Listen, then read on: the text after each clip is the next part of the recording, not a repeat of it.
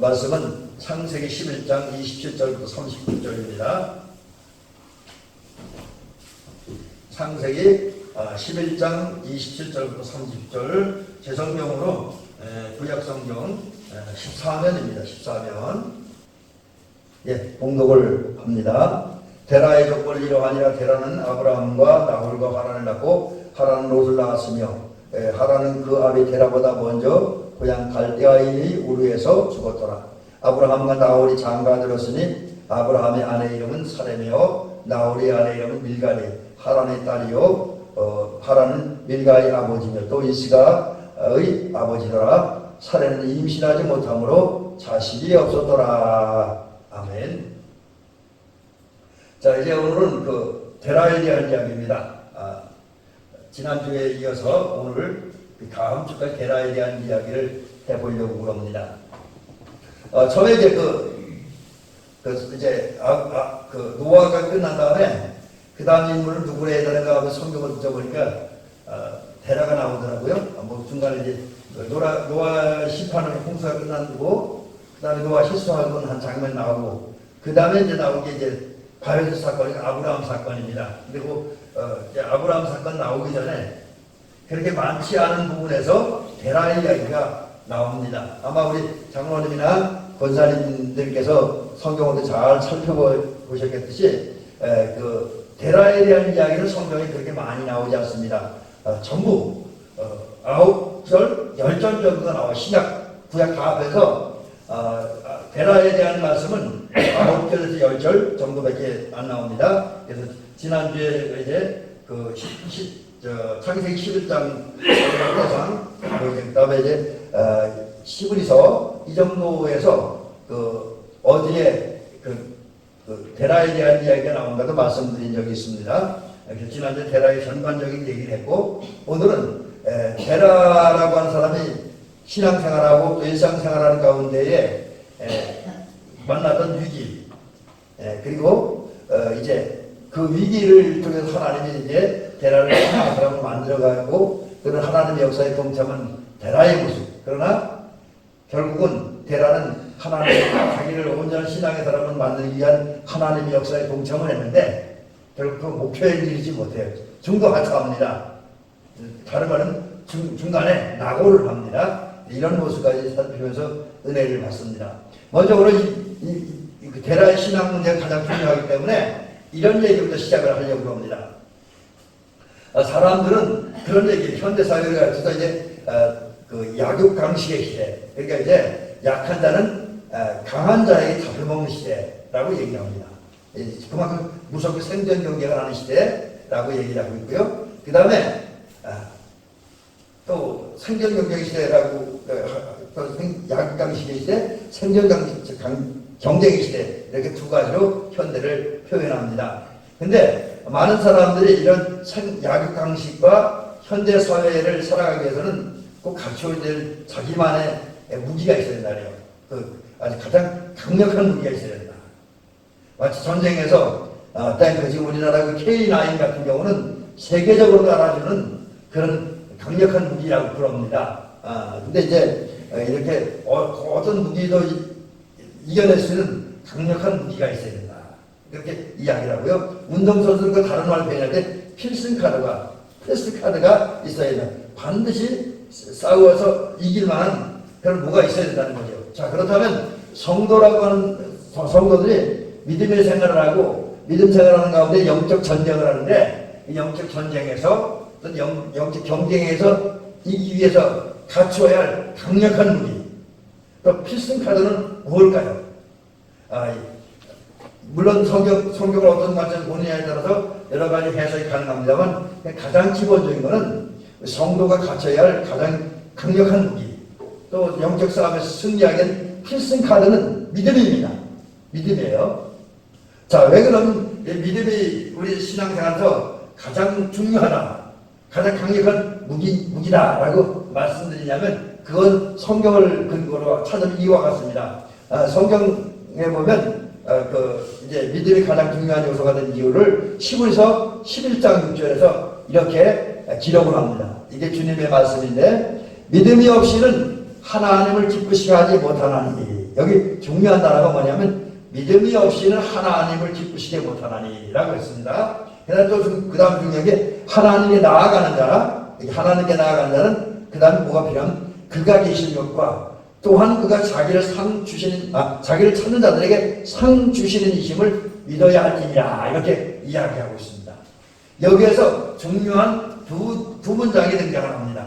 하나님 이제 우리가 하나님을 기쁘시게 해드리기 위해서는 꼭 필요한 게 믿음이라는 거예요. 오늘 분명히 얘기잖아요. 믿음이 없이는 하나님을 기쁘시게 하셨다. 이걸 역으로 해석을 하면 하나님을 기쁘시게 해드리는 방법 중에 유일한 방법은 믿음이라는 거예요. 믿음만이 하나님을 기쁘게 해드릴 수 있대요. 그 다음에 또 오늘 본문에 보면 하나님께 나아가는 자는 그 다음 쭉 넘어가는 마지막 부분에 믿어야 할지니라 했습니다. 여기 보면 하나님께 나아가려고 하는 자가 갖춰야 될 절대 조건, 절대 도구가 뭐냐? 믿음이라는 거예요. 그러면서 중간에는 그러면 하나님께 나아가는 자, 하나님을 기쁘시게 해드리기 위해서 어떤 믿음을 가져야 됩니다. 하나님의 사람들이, 하나님의 자녀들이 어떤 믿음을 가져야 되는 그걸 얘기했는데 그것은 바로 하나님이 계신다는 거예요. 근데 여기서 계신다는, 그냥 계신다는 것이 아니라 살아계셔 역사하신다는 사실을 믿어야 된다는 거죠. 그 다음에 진심으로, 전심으로 하나님을 찾는 자들에게 하나님께 상 주신 분이라는 것을 믿어야 된다는 거죠. 그래서 19절 11장 6절에 보면 하나님께 나아가는데 필수 조건, 하나님을 기쁘시게 하는 필수 조건은 믿음이다. 믿음이 중요하다는 거예요. 또 믿음이 중요한 또 하나의 이유를 예수님 말씀 속에서 한번 찾아보려고 합니다. 어느 날 그 한 백부장이 예수님께 나왔습니다. 누가복음 10장 7절에 보니까 예수님께 나와서 그런 얘기를 해요. 내가 주께 나아가기를 감당하지 못할 줄 알았나이다. 말씀만 하는 내 하인을 낫게 하소서. 이 백부장의 하인 중에 한 사람이 심각한 병에 걸렸습니다. 그래서 이제 주님이 안 오셔도 됩니다. 내가 주님만에 우리 집에 오시다면 내가 오실 주님을 감당하고 그걸 대접할 만한 능력이 안 됩니다. 그러니 말씀만 하시옵소서. 그래도 내 하인은 나을 것입니다. 그래서 여기서 말씀을 하심으로 내 하인을 치료해 주옵소서 이렇게 부탁을 하지요. 기도하는 거죠. 그때 예수님께서 뭐라고 그러냐면 누가복음 10장 9절에 보니까 놀랍게 이렇게 돌이키사 따르는 많은 사람들을 향해 말씀하십니다. 이스라엘 중에 이만한 믿음은 만나보지 못했다. 무슨 얘기입니까? 지금 예수님이 만나본 여러 사람들 가운데 가장 믿음 좋은 사람, 가장 튼튼한 믿음 가진 사람, 가장 견고한 믿음 가진 사람, 구원받기 가장 합당한 믿음을 가진 사람이 이제 백부장이라고 하는 거죠. 백부장이라고 하는 얘기입니다. 결국 여기서 보면 뭘 또 발견하냐? 우리가 하나님에게 칭찬 듣는 길도 견고한 믿음, 분명한 믿음, 건강한 믿음을 갖는 것이다 라는 사실을 말씀을 하고 있습니다. 제가 지금 성경 두 군데를 인용하면서 믿음의 그 중요성을 말씀드렸습니다. 그 외에도 우리 하나님을 향한 믿음의 중요성을 이제 이야기하려면 수없이 많은 말씀들 성경을 통해서 찾아볼 수 있습니다. 그 근거를. 어쨌든 여러 말씀을 볼 때, 또 오늘 제가 인용해야 되는 이런 말씀을 볼 때, 우리 성도들에게 믿음은 무지하게 중요하다. 믿음은 반드시 가져야 된다. 라는 사실입니다. 이 사실을 기억하면서 우리 성도는 기도하고 또 성령의 인도하시는 도우심 속에서 큰 믿음, 견고한 믿음, 하나님 기뻐하는 그런 믿음을 가지시길 주의 이름으로 간절히 부탁드립니다. 그 결과로 하나님을 기쁘게 해드리고 하나님께 나아갈 필요한 도구를 갖추고 또 이제 하나님께 칭찬 듣는 그런 저와 여러분들 되시기를 주의 이름으로 간절히 부탁드립니다. 자, 그러면 이제 이렇게 믿음이 중요한데 성서인물사 속에서 우리 공부하는 데라라고 하는 사람은 어떤 믿음을 가졌는가 한번 살펴보려고 합니다. 우선 데라라고 하는 사람은 아담과 하와의 후손으로 태어났죠. 우리가 이제 적국을 다시 한번 생각을 해봅니다. 왜냐하면 지금 여기 제가 제목에 달아드렸잖아요. 작은 제목에 데라가 조상들에게 물려받은 것. 이제 이것을 말씀드리기 위해서 지금 우리가 여러 번 조건을 말씀드리지만 조건을 대략적으로 한번 살펴보려고 합니다.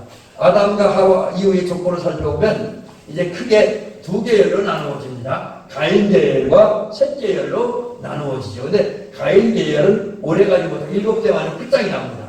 예, 하나님 없는 가인 계열은. 그리고 이제 성경에 계속해서 셋 계열이 이어집니다. 근데 셋 계열은 또 이렇게 이건 여기 두 분 갈라지는 게 아니라 셋 계열은 이제 셋으로부터 시작해서 어디까지 가냐면 끝은 예수 그리스도까지 가요. 이제 저 성경을 좀 마지막 마태복음에 보면 예수 그리스도에 이르러서 셋 계열의 종과 끝납니다. 그건 뭐냐면 하나님의 구원의 역사가 그런 과정을 통해서 완성되었다는 그런 의미를 가지고 있는 거예요. 근데 이 셋 계열을 이제 우리가 그 시작부를 빼놓고 또 지금 우리 창세기를 이뤄가니까 데라와 얘기까지만 살펴보면 셋 계열의 조건은 대략 한 20대로 정리할 수 있습니다. 근데 그 20대를 이제 시기별로 다시 둘로 나누면 셋부터 노아 시대까지. 그래서 셋부터 노아 시대까지 등장하는 그 인물들을 보면 아담, 셋, 에노스, 가인한, 마할랄엘, 야렛, 에녹, 무두셀라, 라멕, 노아. 여기인데 여기서 말하는 에녹은 그 하나님과 동행한 에녹의 다른 에녹입니다. 또 라멕도 다른 라멕이고요. 이제 다른 이거 여기서 착각하네. 여기서 등장하는 에녹은 하나님과 동행한 에녹이죠. 하나님과 동행하지 않은 에녹은 가인 계열에 속한 에녹이 있습니다. 제가 잠깐 착각을 했었습니다. 그 다음에 이제 노아의 아들인 셈부터 아브라함 때까지 또 이렇게 성경은 조건을 나눠놔요. 그래서 거기 살펴보면 셈, 아르박삿, 셀라, 에벨, 레벨렉, 루스, 라울, 데라, 아브라함인데 이제 아브라함은 뒤에 나중에 공부할 거고 데라에 대한 이야기 지금 하고 있잖아요. 자, 근데 여기서 보면 지금 셋과 셈을 거쳐 아브라함에게 이르는 족보의 계열을 보면 특징이 있어요. 이제 지난번에 제가 주일야설교 때 한번 말씀드렸는데 이분들 속에는 하나님이 계셨습니다. 하나님이 계셨어요. 그들 속에 하나님이 있었습니다. 가인 계열의 사람들이 하나님이 없었는데 셋 계열의 사람들은 예수 그리스도에 이르기까지 또 그 외에도 예수 그리스도 이후에도 오늘까지도 그 속에는 하나님이 있습니다. 또 하나님이 있다 보니까 하나님의 은혜로 하나님은 순수한 믿음이 있어요. 섞이지 않는 하나님을 바라고 의지하는 순수한 믿음이 있습니다. 또 이제 그 믿음이 있다 보니까 그 믿음을 통해서 하나님부터 은혜를 받았어요. 이제 우리가 의인이 됐다는 은혜를 받았다는데 의인이 됐다는 의미 속에는 하나님과 좋은 관계를 맺어요. 막힘없어요. 하나님과 관계에서 바른 관계를 맺었습니다. 또 아주 가까운 관계, 뗄 수 없는 긴밀한 관계를 맺고 있다는 거죠. 셋 계열의 사람들, 셋부터 노아를 거쳐서 이제 아브라함 때에 이르는 모든 사람들이 다 이러한 그 관계, 하나님과 이런 관계를 맺고 또 순수한 신앙을 가지고 있었습니다. 그러다 보니까 세상에서 하나님 나라는 아브라함부터 또 이제 그 셋 계열의 수구로부터 시작이 되어지고 진행되어 간다라고 하는 것이요. 자, 근데 데라라고 하는 사람이 이런 셋 계열에 속한 사람들입니다. 셋 계열의 조건을 창세기 11장까지 해서 보면 아브라함 전까지 셋 계열은 거의 마지막 부분에 속한 사람이 이제 데라의 가문인데, 그러다 보니까 데라라고 하는 사람은 조상들이 대대로 섬겨온 또 하나님을 섬겼습니다. 하나님을 경외했습니다. 요즘 우리말 하나님을 믿었습니다. 사랑했습니다. 조상들로부터 대대로 이어온 신앙을, 하나님을 향한 믿음을 물려받았어요. 그들은 한마디로 데라는 조상들로부터 가장 귀한 선물, 가장 귀한 유산을 물려받았다고 하는 거지요. 여기서 우리가 깨닫는 한 가지 진리가 있습니다. 여러분, 우리들이 우리 조상들로부터 만약에 믿음을 전수받았다 라고 한다면 가장 좋은 선물을 받는 겁니다. 순서가 더 바뀌었네요. 그 다음에 우리가 후배나 후손들에게 믿음을 물려줬다면 가장 좋은 유산을 물려준 거예요. 그래서 여러분 이제 이미 믿음을 가진 사람들이니까 이제 우리 몫이 있습니다. 제가 요즘 애니메이션 순서가 좀 바뀌었는데, 우리는 가장 좋은 유산, 가장 가치 있는 유산, 그걸 후손들에게 남겨줘야 돼요. 우리 후배들에게 남겨줘야 됩니다. 신앙의 후배들에게, 우리 또 우리 혈통적으로 우리 후손들에게 남겨줘야 돼요. 그게 뭐냐? 믿음입니다. 우리는 뭐니 해도 우리의 믿음을 후손들에게까지 물려줌으로 후손들의 가장 좋은 선물을 나누어주는 저와 여러분이 되어줄 줄 믿습니다. 대라는 조상들이 알고 때문에 조상들로부터 가장 좋은 선물, 가장 귀한 선물을 전수받았습니다. 자, 그렇다고 한다면 이 좋은 선물을 받은 데라의 신앙생활의 모습은 과연 어떨까 하는 겁니다. 과연 어떨까 하는 거죠. 그래서 이 데라의 신앙의 문제를 좀 살펴보려고 봅니다. 근데 이 데라의 신앙 문제를 이야기할 때 가장 먼저 할 수 있는 얘기는 데라의 신앙에는 많은 문제가 있었다는 거죠. 많은 문제가 있었다. 아쉬운 부분이 많았다. 다른 말로 하면 조상들로부터 받은 가장 훌륭한 유산, 가장 좋은 유산을 제대로 활용하지 못했다. 그런 심각한 문제가 있습니다. 자, 그러면 왜 데라가 조상들로부터 가장 좋은 선물인, 가장 귀한 선물인 신앙을 물려받았으면서도 신앙적인 문제를 낳았느냐? 그 원인이 있는데, 제가 오늘 자막이 이렇게 잘못 나오네요, 자꾸. 근데 이게 뭐냐면, 갈대아 우르에 살았기 때문이에요. 갈대아 우르. 아브라함과 함께 떠나기 전에, 데라는 사레, 아브라함, 그 다음에 여러 자녀들과 함께 갈대아 우르에서 오랫동안 살았습니다. 아마, 아버지도, 데라의 아버지도, 할아버지도 다 이제 갈대아 우르에서 오랫동안 살았습니다. 자, 근데 그런 갈대아 우르라고 하는 동네가 어떤 동네냐면 지역적으로 보면 제가 사진을 받아놓고 여기 여러 너무 카피가 많을 것 같아서 제가 올려놓지 않은데 강불강 이거 이 티그리스 강하고 유프라테스 강은 세계사에서 무슨 얘기냐면 세계 문명의 발상지라고 해요. 이 세계 문명의 발상지인 게 굉장히 중요한 역할을 했던 두 강인데 그 사이에 있는 땅이어요. 이 땅은 농사짓기에 좋은 땅이었다고 합니다. 그리고 교통의 중심지였다고 그래요. 그래서 경제적으로 풍요로웠고 또 경제적으로 풍요롭다 보니까 아주 멋있는 건물을 큰 건물을 튼튼하게 잘 지은 도시, 건축의 도시였다라고 합니다. 그리고 학문적으로 발달을 수학적인 그림판 각종 책들과 교육용 책들이 굉장히 많다. 그러니까 학문이 발달한 도시였다라고 하는 거죠. 반면 종교적으로는 이 갈대아 우르는 하나님을 섬기는 지역은 아니었습니다. 달을 신을 섬기는 거예요.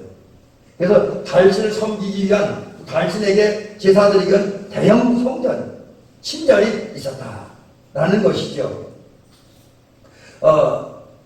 그런 지역에 살다 보니까 데라도 아버지나 할아버지 또 그 외 선조들로부터 전수받은 신앙을 제대로 유지하지 못했으면서 신앙적으로 굉장히 큰 문제를 가지고 있습니다. 그래서 그 문제를 좀 지적을 해보면 이런 겁니다. 한마디로 이제 데라는 우상의 도시인 갈대아 우르에 살다 보니까 우상 문화와 다른 종교에 물들어 있었어요. 처음에는 아마 제가 이렇게 느낄 때 조상들에게 물려받은 그 신앙 있잖아요. 그 신앙과 그 우상의 도시에 살다 보니까 우상 문화, 우상 종교와 짬뽕 신앙을 같이 있지 않았을까 하는 생각이 듭니다. 그래서 여기 보니까 제가 이 문헌을 찾아보니까 데라는 그 갈대아 우르에 살면서 다른 종교와 다른 문화에 물들었다네요. 오염된 거예요. 이제 그게 문제이고, 그러다 보니까 처음에는 조금 이렇게 신앙을 유지했는데, 오히려 다른 종교나 다른 문화, 그 가나안 문화에 또 갈대아 우르 문화에 더 깊은 영향을 받았고, 조상들에게 물려받은 신앙이 어느 순간보다 서서히 사라지는 거예요. 사라지고, 결국 나중에 가서는 거의 그 신앙을 팔아버릴 정도가 됐습니다. 그러니까 신앙이 없는 그런 사람을 전락을 해버린 거죠. 그리고 조금 전에 말씀드린 것처럼 우상 문화와 우상 종교의 영향을 받다 보니까 다른 갈대아울 사람들이 섬기는 달신을 섬겼어요. 우상을 섬기는 삶을 살았습니다. 그래서 물론 이제 아까 조금 전에 말씀을 다시 반복한다면 이미 데라는 어린 시절부터 신앙에 관한 이야기 많이 들었어요. 조상들로부터 신앙을 물려받은 건 사실입니다. 그러나 우상 문화에 빠져 살다 보니까 신앙에 관한 이야기 많이 들었지만 들은 걸 끝난 거예요. 그 말씀을 듣는 것 중에서 개인적인 깨달음이 없었습니다. 개인적인 깨달음이 없었어요. 여러분, 신앙이라는 것은 아무리 내가 주변 사람들로부터, 아버지로부터, 어머니로부터, 교회와서 목사님으로부터 좋은 이야기를 많이 듣는다고 할지라도 그것을 내가 깨달음을 얻지 못하고 어떤 경험을 하지 못하고 그 어떤 은혜를 느끼지 못한다고 한다면 그 사람에게 믿으면 안 되는 거잖아요. 지금 데라가 이제 그런 지경에 처하고 말았습니다. 그리고 이제 신앙적 느낌이나 경험들 전혀 없는. 아마도 조상들이 있을 때는 그냥 조상 따라, 아버지 따라, 할아버지 따라 그냥 예배 드리는 자리에, 제사 드리는 자리에 왔다 갔다 한 그 정도였겠지요. 그러다 보니까 깨달음도 없고 신앙적 경험도 느낌도 전혀 없는. 그러다 보니까 지금 데라의 믿음은 어느 정도는 나는 믿음의 가문에 속한 사람이에요. 우리 아버지가 하나님 섬겼고 우리 할아버지가 하나님 섬겼고 그 믿음을 전수하는 사람에 불과하다. 이렇게 말할 수밖에 없는 지역이었다라고 하는 거지요. 그래서 여러분, 데라가 왜 이렇게 됐느냐? 아까 조금 전에 했던 데라가 신앙에 문제가 생긴 원인이 갈대아우로 곧 우상 섬기는 도시에 살았기 때문이라는 거지요. 그런 면에서 볼 때에 우리 성도들이 어떤 자리에서 어떤 일을 하며 살아가느냐는 것은 매우 중요합니다. 그래서 우리 성도들은 물론 우리 대한민국은 기독교 국가가 아니고 기독교와 함께 다른 종교들이 많이 있는 나라입니다. 특별히 대한민국은 아마 일본만큼이나 일본만큼은 아니겠지만 여러 가지 우상 종교, 우상 문화가 많은 나라입니다. 혼합주의적인 성격이 많은 나라입니다. 그래서 우리 그러다 보니까 불신앙적 세속적인 문화, 우상 문화와의 전혀 관계없는 삶을 살기는 어렵습니다. 하지만 그럼에도 불구하고 우리는 그런 가운데 우리가 있어야 할 자리를 찾아야 됩니다. 비록 사회생활은 안 믿는 사람들하고 우상 숭배하는 사람들하고 같이 하지만 그러면서도 우리를 선별하기 위해서, 우리의 믿음을 유지하기 위해서 우리 하나님이 계시는 자리, 신앙 문화가 세워진 자리로 찾아야 돼요. 그래서 이제 교회를 나와야 된다는 것이고 성도들끼리의 모임을 가져야 된다는 이야기입니다. 그래서 이제 우리는 비록 세상 속에 살지만 데라와 같이 그저 나는 믿음의 가문에 속한 사람이야 정도가 아니라 그저 신앙에 관한 얘기 좀 들었어, 성경을 좀 읽었어 라는 그 정도의 신앙인들이 아니라 우리가 말씀을 듣고 예배를 드리고 기도하고 헌신하고 순종하는 가운데 하나님의 은혜를 깨닫고 하나님의 사랑을 깨닫고 하나님의 말씀 속에 담긴 진리를 깨닫고 하나님의 뜻을 깨닫고 또 그러는 가운데 나를 향한 하나님의 은혜와 사랑을 느끼고 경험하며 사는 살아있는 믿음 생활하는 저와 여러분 되시기를 주의 이름을 간절히 부탁 드립니다. 이래야 다른 문제가 안 생겨요. 자, 그 다음에 이제 이런 얘기를 마지막 문제 드리려고 하는데 데라가 지금 신앙에 심각한 문제가 있잖아요. 나 그저 데라 신앙, 나는 그 믿음의 가문에 속한 사람이야. 나 장로님 아들이야. 권사님 손자야. 이 정도의 믿음인데 자기 믿음은 없고요. 자, 그런 믿음의 결과가 뭐냐? 그런 문제 있는 신앙을 가진 결과가 뭐냐는 거죠. 그 여러 가지 있지만 그 데라의 가정과만 연결시켜서 오늘 말씀을 좀 소개를 해드리려고 합니다. 그래서 그 데라 그 사실을 말씀드리면 그 데라라고 하는 사람의 신앙적인 문제는 신앙 문제라고 끝나지 않았습니다. 그것은 가정 문제로 이어졌습니다. 가정 문제. 데라의 가정 문제로 이어졌어요. 그리고 어쩌면 데라가 살고 있는 그 사회로도 이어졌습니다. 여러분, 이게 굉장히 중요한 얘기입니다. 성도들에게 신앙적인 문제가 있다. 그걸 끝나는 게 아니잖아요. 우리 아마 어쩌면 권사님들이 신앙생활을 그런 것을 경험하고 느꼈는지 모르겠어요. 많은 분들이 얘기하잖아요. 내가 하나님과의 관계에서 문제가 있으면 친구와의 관계에 문제가 생기고 가족과의 관계에 문제 생긴다. 이웃과의 관계가 문제 생긴다라고 하는 성도들의 얘기를 간혹 듣기도 합니다. 자주는 아니지만요. 지금 데라가 그런 거예요. 데라는 신앙의 문제가 있다 보니까 저 사회적인 문제 놔둔 가정 내의 심각한 문제가 몇 가지 등장합니다. 자, 이제 그 문제를 한번 살펴보려고 합니다. 첫째로 데라의 가정이 가정 질서가 깨지는 지금이 일어났습니다. 물론 이 부분은 오늘날 문화로 보면 그렇게 큰 문제가 되지 않을 수도 있습니다. 저도 이 말씀 보면서 그럼 우리 집도 가정 질서가 막 깨졌네 이제 그렇게 생각을 하고 넘어가야 되는데 요즘에는 그렇게 큰 문제가 안 될 수 있어요. 그러나 적어도 고대 시대에 중동 지역에서 또 어떤 그 보수적인 사회에서 이거는 심각한 문제이죠. 심각한 문제입니다. 그게 뭐냐면 데라는 이제 결혼한 다음에 아들을 셋을 낳잖아요. 창세기 오늘 본문에 나오는데 아브라함, 나홀, 하란이라고 하는 세 아들을 낳습니다. 지금 여기 아주 순서 고대는 거예요. 아브라함이 장자이고요. 나홀이 둘째 아들이에요. 하란이 막내입니다. 셋째 아들 막내입니다. 세 아들이 있었습니다.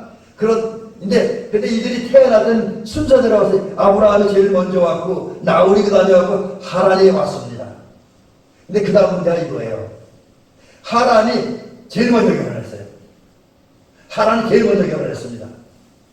우리 요즘은 이게 문제가 안 돼요. 요즘은. 그러나 고대 시대는 이게 문제가 되는 거예요. 저도 그 어릴 때 그랬던 기억이 납니다. 제가 젊었을 때 우리 작은 형이 결혼을 좀 늦게 했어요. 근데 저도 그때 신학교 다니고 목회를 준비할 때니까 그랬어요. 형 빨리 장가 가면 내가 먼저 왔으니까 알아서 하라고. 왜? 난 목회는 총각 목회하기 어려우니까 결혼 빨리 할 거니까 알아서 하라고. 그리고 협박을 한 적이 있습니다. 그러면 우리 아버지가 그래도 그러시더라고요. 야, 그거 어떻게 동생이 먼저 가냐? 그렇게 이야기를 하시더라고요. 그럴 수 없다는 거죠. 그러니까 옛날 문화 속에서 이게 말도 안 돼요. 그래서 결국은 하란이 제일 먼저 결혼을 했습니다. 자, 그러면 이제 이것은 결국은 당시의 풍습과 문화를 완전 깨뜨려버리고 해서 큰 문제가 되었고 더 심각히 가정 질서를 깨뜨리는 일이었대요. 그 당시는. 그리고 그 당시에는 가문의 수치였다는 겁니다. 자, 근데 그러면 여기 좀 더 중요한 게 뭐냐면 그럼 왜 큰아들 아브라함도 있고 나홀도 있는데 막내 아들인 하란이 가장 먼저 결혼을 했을까?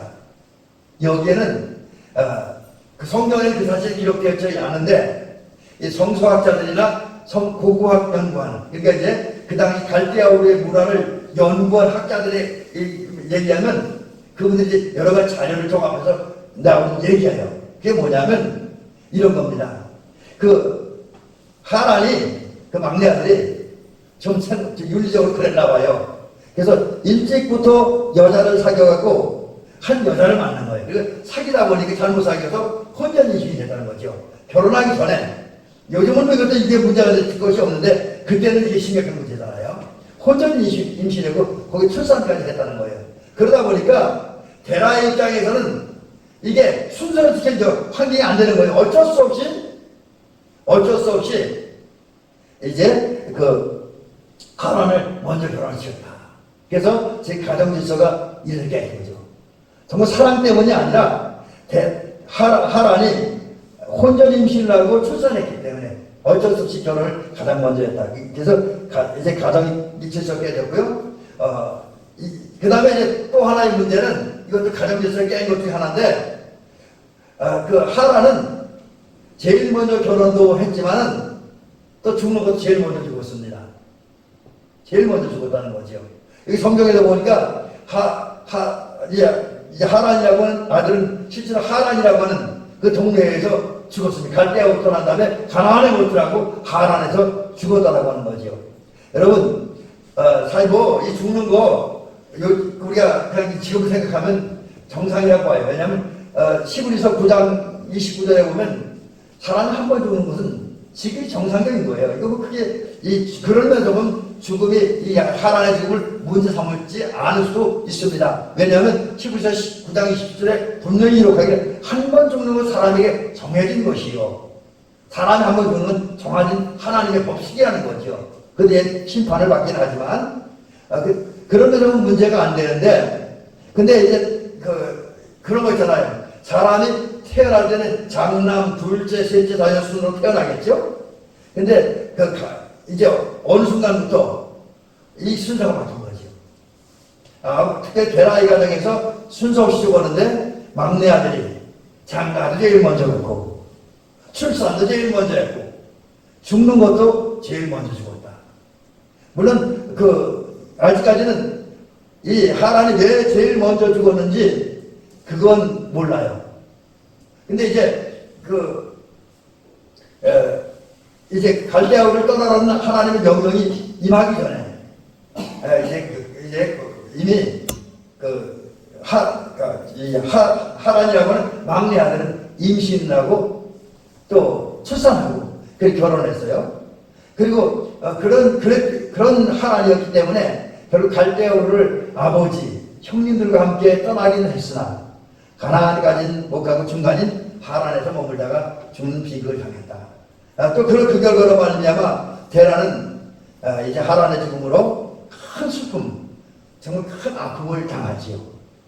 우리가 흔히 그런 얘기를 합니다. 부모님이 돌아가시면 산에다 묻고 자녀가 죽으면 가슴에 묻는다고 하는 그런 이야기를 하는데 아브라함 아버지인 이 데라는 젊은 아들을 가장 먼저 보냄으로 말미암아 그 무엇으로 표현하든 큰 아픔을 경험했습니다. 그래서 결국 그 아픔을 가슴에 묻어둘 수밖에 없는 그런 일을 당하고, 그래서 하란의 죽음은 아브라함의 가정을 결국 질서를 완전히 깨뜨리고 아브라함 가정에 큰 불행과 아픔을 가져다주는 그런 문제가 나타났다. 그래서 지금 신앙적인 문제가 지금 가정의 질서가 깨지고 그 질서가 깨지는 중에 가장 먼저 결혼하고 가장 막내가 먼저 죽는 그런 비극이 발생했다라고 하는 거죠.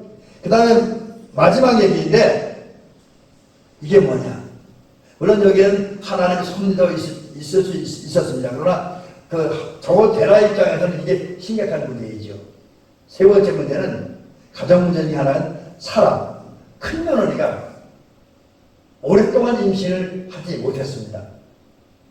제가 지금 아브라함이 이삭을 낳을 때가 데라가 전이 죽은 이후인지 그까지 조사를 해보지 않았습니다. 제가 이건 한번 다음에 이제 계속 아브라함 이야기를 하면서 좀 살펴봐야 될 것 같아요. 제가 여기까지 생각을 못했는데 지금 말씀을 증거하다 보니까 도저히 함께 우리 장로님과 권사님과 나누다 보니까 지금 갑자기 생각이 되는데 사라가 이제 이삭을 낳을 때 그때 데라가 살아있었는지 죽었는지 아직 제가 기억이 잘 안 나네요.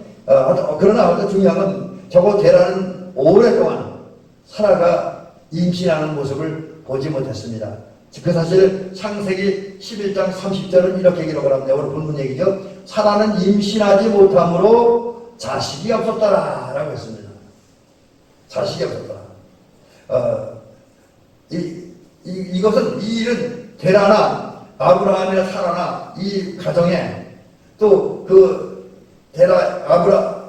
아브라함의 동생이면서 데라의 아들인 나홀에게도 또 하란에게도 큰 문제가 되죠. 그것도 아픔이 되는 거죠. 특별히 아브라함 가정이 살던 갈대아우 하란, 여기 아직까지 가나안 들어가기 전이니까 여기에서는 이 자식이 굉장히 큰 역할을 하죠. 우선 경제적인 풍요를 누릴 수 없다라고 하는 거죠. 왜냐하면 이 한 가정에 자녀들이 많으면 노동력이 되게 풍성해지니까 그 많은 자녀들 함께 일함으로써 많은 경제적인 수요 풍요를 누릴 수 있었어요. 돈도 많이 벌고 곡식도 많이 거둘 수 있는데 아브라함 가정에는 장남인 아브라함이 아들을 낳지 못함으로 일꾼이 없다는 거죠. 노동력이 떨어졌다. 그래서 이제 경제적인 풍요를 누릴 수 없는 그런 상황이었고요. 상황이었다. 비록 데라가 아들들과 며느리와 함께 풍요의 땅인 갈대아우르에 살았고 그 다음에 하란에 살았지만 특별히 큰 아들인 또 큰 며느리인 아브라함과 데라가 아들을 낳지 못함으로 경제적인 풍요는 누렸으나 자식 농사는 실패하는 아픔을 겪었다라고 하는 거지요. 그래서 농경사인 가나안에서 노동력이 뒷받침이 되지 못함으로 말미암아 경제적 큰 손실을 당했다. 그리고 그러다 보니까 또 그 당시 사회적 통념에 의해서 자식이 없기 때문에 아브라함 가정은 그 지역 사회에서 힘없는 가정으로 전락했다. 데라 가정도 그랬다라고 하는 거죠. 자, 이제 이런 얘기를 보면 결론적으로 이런 말씀을 좀 드려보면, 오늘 제가 여기 몇 군데 잘 문제가 발생하네요. 지금 오늘 우리 말씀의 결론은 이겁니다. 데라의 신앙적인 문제는 그 신앙적인 문제로만 끝나지 않은 가정 문제, 삶의 문제, 경제 문제로 나타났습니다. 그렇다고 한다면 저와 여러분들이 오늘 이 땅에서 여러 분야에서 복되고 행복한 삶을 살려면 우리는 문제없는 신앙을 가져야 됩니다. 신앙에 문제가 생길 때 신앙뿐만 아니라 영혼의 뿐만 아니라 다른 데서 심각한 문제가 생긴다는 거예요. 그래서 우리는 문제없는 신앙. 우리가 이제 데라와 같이 그저 어느 종교의 가문에 속한 사람이다. 누구의 딸이다, 누구의 아들이다. 이 정도 가지고는 안 된다라고 하는 거죠. 내가 개인적인 깨달음과 개인적인 느낌과 개인적인 경험이 있는 그런 신앙, 그게 문제없는 신앙이고 그게 바르고 건전한 신앙이다. 그런 신앙을 가져야 구원받기 합당하고 천국에 들어가기에 합당한 신앙을 가졌다라고 이야기할 수가 있습니다.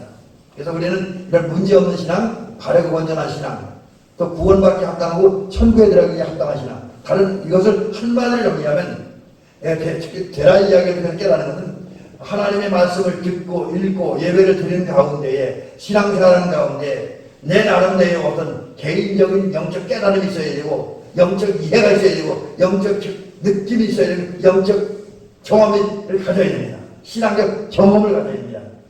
그 결과 문제 없는 신앙, 바르고 건전한 신앙, 구원받기 합당한 신앙, 천국에 들어가기 합당한 신앙을 가지고 이제 온전한 믿음의 삶으로 말미암아 아브라함처럼 또 바울처럼 믿음의 길을 잘 달려가고 우리가 영원히 도착한 영원한 가나안 천국에 도착하고 이 땅에서는 하나님 백성의 행복을 누리는 저와 여러분들, 그리고 거룩한 삶을 살아가는 저와 여러분들 되시기를 주의 이름으로 축원합니다.